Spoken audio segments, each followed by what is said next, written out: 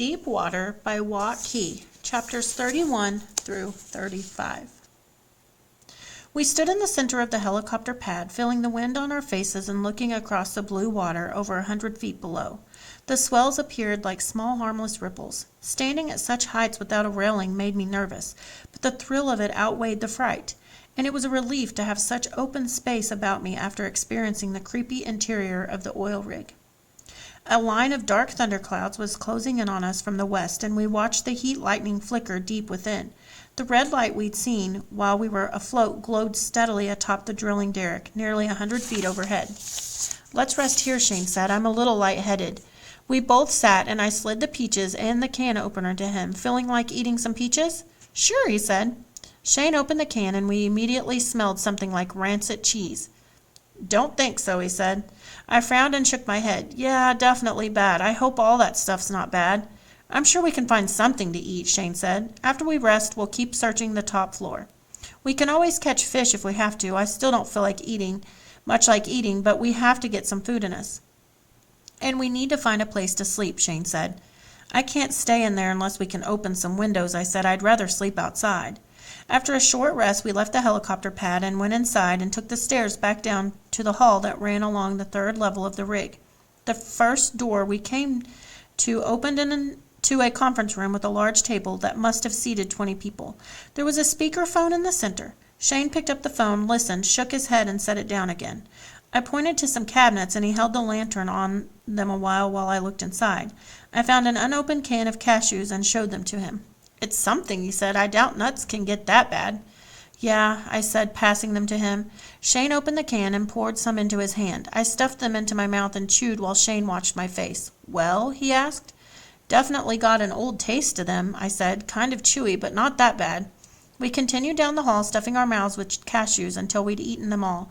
I saw a faint line of light ahead of us. Shane must have seen it too, because he quickened his pace and passed 3 more rooms without even looking into them. We came to a T in the passageway and looked right. Sunlight poured through a window not far from us. We approached the window and looked out over a network of pipes and steel making up the center of the rig. I looked for a way to open the window, but it was sealed shut. Shane tried the door to our left, and it revealed another lounge area awash in sunlight. I crossed the floor and slid the window open with my elbows. I felt fresh Gulf air blow across my face and circulate through a stale room. The view looked out over the water. "This works," Shane said. I stood there for a moment, staring at the horizon and savoring the clean air. "Look," Shane said, "a map." I looked where he was pointing and saw a floor plan for the rig. A red dot marked our location as the 3rd floor west lounge. The diagram was complicated, with a confusing network of passageways and multiple levels encircling the drilling equipment in the center. Most of the 1st floor was utility space with supply rooms and engine housing. The 2nd floor, where the galley was, appeared to be mostly living space. The 3rd level was offices and meeting rooms. Shane came up behind me and peered over my shoulder. I put my finger on a small break room down the hall from us and another room past it marked communications. "Let's start with the break room," I said. "There may be more food." The break room had a small refrigerator, a sink, and a few high-top tables and chairs. The refrigerator had a 6-pack of bottled water. Shane grabbed them and put them under his arm. I searched the cabinets above the sink and found a case of granola bars. I tore one open and bit into it. It tasted like old cardboard, and I spat it into the sink. "Nope," I said.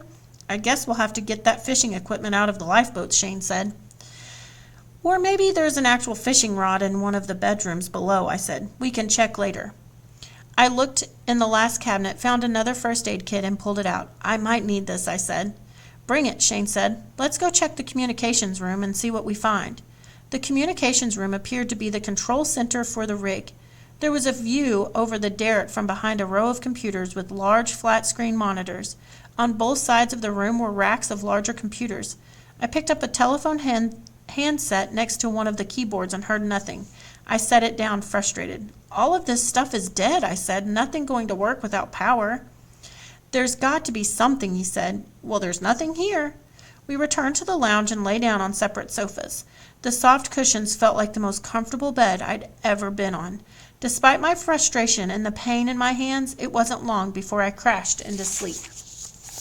My throbbing hands eventually woke me up again, and I opened my eyes to stare at the water-stained ceiling tiles.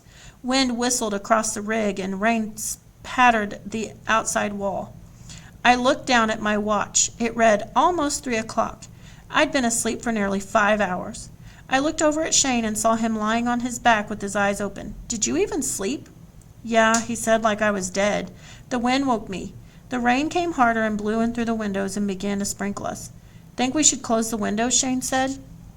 I sat up. "No," I said, "it feels good, but let's scoot the sofas toward the middle of the room so they don't get wet." I used my hips to help Shane push the sofas a few feet away from the windows. Then I sat down again, took off my gloves, and inspected my palms. The bandages were bloody and needed changing. "That looks bad," Shane said. I opened the first aid kit and took out what I needed. Then I removed the bandages and revealed my hands to him. "Man," he winced, "you need stitches." "Yeah," I said. "So are you going to tell me what happened?"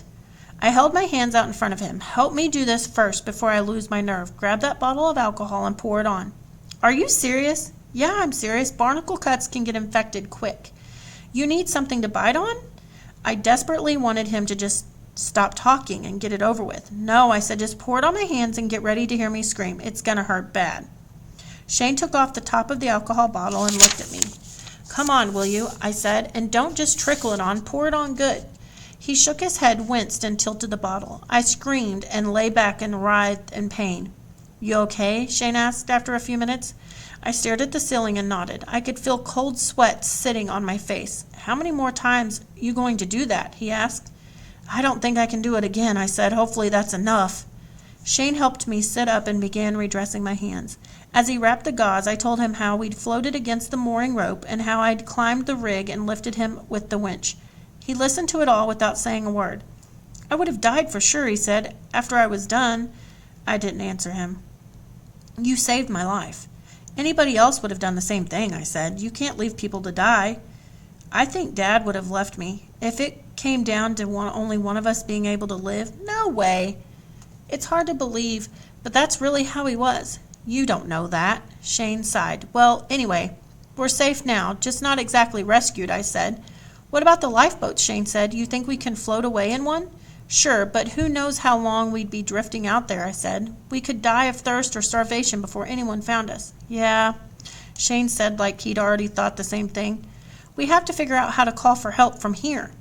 I grabbed more bandages and stood. "Where are you going?" Shane asked. "I'm going into the hall to change the bandages on my legs." "You got cuts there too?" "Yeah," I said, "but not as bad."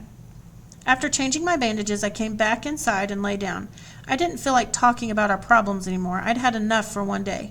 The rain moved on and the windows dripped, and I heard the sound of waves against the understructure. I was so tired that I felt queasy, but my hands weren't letting me sleep. I rolled over and Shane looked at me. I stood and started toward the door. "Where are you going?" he asked. "For a walk," I said. "Can't sleep." I went down the hall to a door that led to a small lookout platform outside the control room. I sat against the railing, lowered my hands to my lap, and looked out over the still confusion of the rig, dripping and dead. I felt like I'd been sent to an abandoned space station on another planet, and I couldn't help but think of my parents, hundreds of miles away. Me and Mom and Dad were all pretty happy once, I thought, of the times we were together, doing simple things like walking on the beach or wheeling a grocery cart through the supermarket. Dad has a way of appearing awkward and out of place when he's not in a boat. He wears the same threadbare plaid shirts and khaki shorts and flip-flops no matter where we go. It takes him a while to get comfortable when you pull away from the dive shop in the water. He's always making jokes as a way of covering it up. In the old days, Mom tried not to crack up at his comedy routine, but a slight smile at the edge of her mouth never failed to break into a laugh. At the time, it just seemed that was how it was supposed to be. Sometimes both of them could be so embarrassing and annoying, but nothing felt more right than when we were together. For some reason, I thought about a time we all visited Fort Morgan, a Civil War fort at the end of a peninsula not far from our home. Dad was driving his old pickup truck, Brownie. We had the windows down, and I was sitting between Mom and Dad, feeling the breeze in my face. Mom always complained about Dad's truck because it smelled like a wet towel and the air conditioner didn't work. Dive equipment parts and pieces were scattered about the floor and stuffed behind the seats. But it was his smell, and strong and healthy in its own way. And even though Mom sometimes complained, she did it with a smile, like there was something about it she secretly liked. When we got to the fort, Dad pulled a blanket out of the truck bed and told me to grab the cooler. He always carried a small igloo cooler in the back along with jerrycans of gasoline, fishing rods, propane tanks, and more dive equipment. The clutter drove me crazy, and I was constantly trying to organize things, only to have him throw something else right into the middle of it. The igloo was about the only thing that never slid around. I'd strapped it to the side wall with the bungee cord so it wouldn't pour out. It was always full of something, like a portable refrigerator. The first thing Dad did each morning was stop at the convenience store and fill the cooler with soft drinks, bottled water, and ice. That day, he'd picked up some sandwiches and a bag of potato chips, too. "Grab your book and sun hat, doll," he said to Mom. "We got the rest handled." I looked at Dad. "Fishing rods?" I whispered. He glanced at Mom and back at me. "You can get one if you want, sweetheart. I think I'll enjoy your mother's company." So I fished from the shore while they lay on the blanket under the shade of a weather-beaten live oak. I remembered glancing back at them from time to time. They were talking and laughing, and it didn't seem like we needed anything else in the world. There was a magical pull between them, and I felt but couldn't put into words. The pull seemed so strong that I couldn't imagine them ever being apart.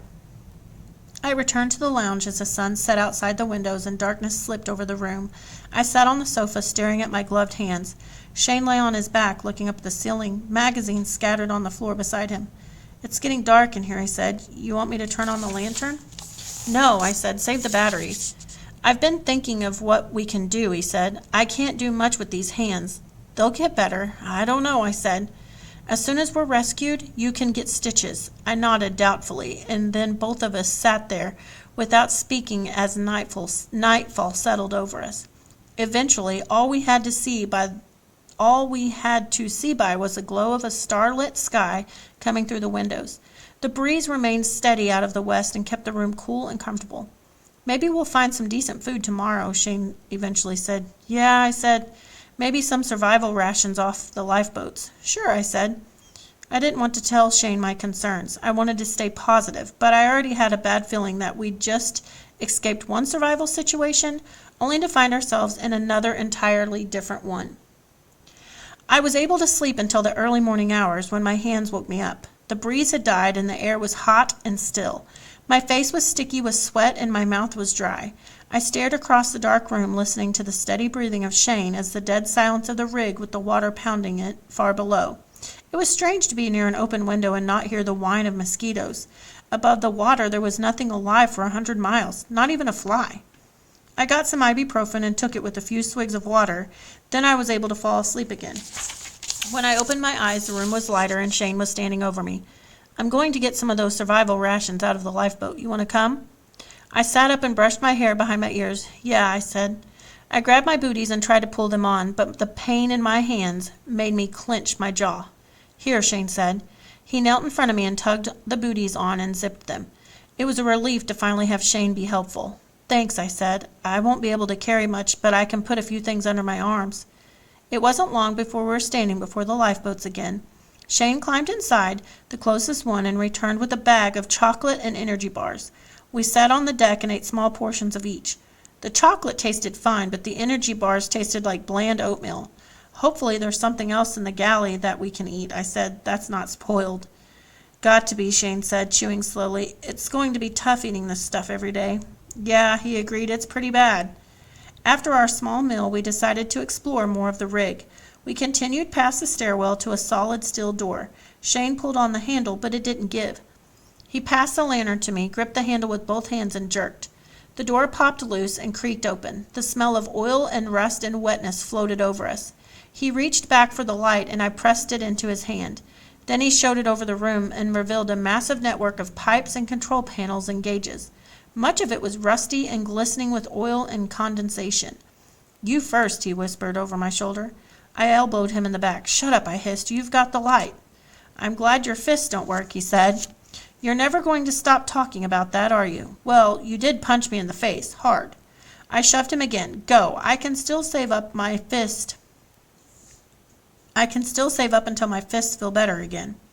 He started forward, and I lightly pinched the back of his shirt and held on to him. We made our way across the slippery floor. Shane passed the light over pipes and computer screens and discarded tools and workbenches with open notebooks on them. The room seemed to go on in all directions with no clear exit. You going to remember how to get out of here? I whispered. Yeah, I think so. There's got to be a working flashlight somewhere. Maybe, but I doubt it. This lantern had a tab I had to pull to activate the batteries. It probably kept them fresh. Rising out of the darkness was an enormous piece of machinery. There's the generator, I said. Probably powers the whole rig. We walked close and stopped and studied it. Think we can start it? Shane asked. I wouldn't even know where to begin, I said. Something this big, and I'm sure it needs some oil or something after 5 years. I was just kidding, Shane said. Let's go back to the second floor, I said. It seems like that's where most of the people lived. This is just a lot of tools and machinery down here. We investigated more of the second deck and found an entire hallway of bedrooms along the west side that had windows overlooking the water. Some of the mattresses had sheets and pillows. A few of the bedside tables had family pictures still on them, and closets had clothes on hangers. We found books and stationery and medicine cabinets full of things like half-empty toothpaste tubes and razors. This is so weird, Shane said. It was weird and spooky. It felt like we were the last survivors on Earth, picking through people's lost personal effects. It didn't appear they'd hurried out and left everything behind, but more like they'd packed just what they needed and didn't return. We chose a bunk room to move into and opened the windows to let it air out. The top bunk had a ladder that was easy to step up, and I requested to sleep there. Shane said he was fine with the bottom. Then we walked down the hall, opening all the bedroom doors and windows to get as much fresh air and light as we could. Hey, Shane called to me. I found him looking into a door we hadn't explored. There was a ping pong table and a pool table and a soda machine. I crossed the floor and opened the windows while Shane tried to stick his hand inside the drink machine. No way, I said. He gave up and kicked it. Even a hot Coke would be good, he said. We couldn't get our hands on any soft drinks, but we found some Gatorade powder in a galley and combined it in a jug with bottled water. We sat on the floor and passed it back and forth, spilling it over our mouths and savoring the sugary sweetness. We drank the entire jug, mixed more, and took it back to the makeshift pantry in our bedroom. That evening, we watched the sun set from the helicopter pad while eating chocolate bars and drinking Gatorade. A cool, salty breeze swept across our faces and played with our hair. Miles away, a dark cloud prowled over the Gulf, dragging its veil of rain. It just doesn't make sense to go through what we did only to get stuck here like this, Shane said. How long do you think the lifeboat rations will last? I asked. A couple of weeks, maybe. We'll need to make an SOS signal, I said. Up on the helipad. You think anybody ever flies this way? We've got to do something, I said. Shane nodded. We'll find some paint down below and make the sign tomorrow, I said. Thunder rumbled again. You think there's more storms out here than on the shore? Shane asked. No, I said, but it seems like it. It's just easier to see and hear them. Shane looked at me. I'm sorry I was such a wimp. What are you talking about? I said. You know, in the water after the anchor pulled. You weren't a wimp. You were scared. You didn't know anything about it. I saw the anchor, he said. I knew something wasn't right. We both did. But who would imagine it would turn into this? We should have waited on you. We all made mistakes, I said. Shane didn't answer me. I've been in that water more times than I can count, I continued, and the more you do it, the more you realize that you're just a guest. You can't really control any of it. You have to get in there quietly and get out and hope you don't make her mad. Who? Mother Nature. Something splashed in the water far below us. We crawled to the edge of the platform and peered down. The surface crackled and popped with bait fish and the dark shapes of larger fish moving in and out of the rig structure. You think we could eat them raw? He said. The tuna for sure, I said. You think there's tuna down there? Yeah, I said, and you can probably eat lots of other raw fish. This water's so clean I don't think it would hurt you.